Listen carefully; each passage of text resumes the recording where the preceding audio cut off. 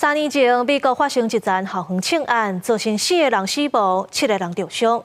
这凶手是高中生，死当时敢若15岁，被判关一世人，目前当咧坐监。那即阵，伊的爸母因为这件枪案，被判过失杀人罪。这是美国有史以来头一个家长因为逝世太人，要负起连带责任。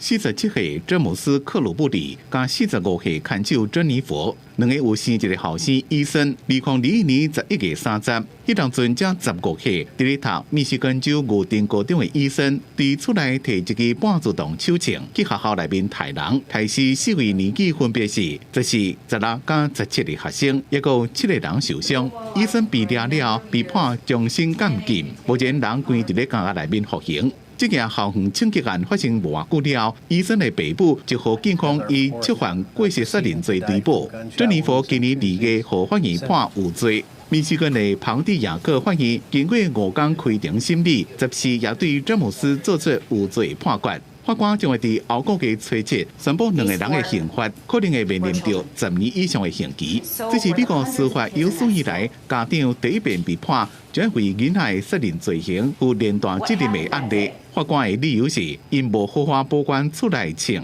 互囡仔随便就让摕到。另外，对囡仔精神异常的严重信号拢无查。评审团主席宣读判决的时阵，耳孔动听的詹姆斯带着耳机听讯，听到判伊有罪的时阵，一个骨入面摇头讲无动机。尾下法警就甲伊领带摕来，铐手铐送登去监狱。公司新闻王慧文编辑。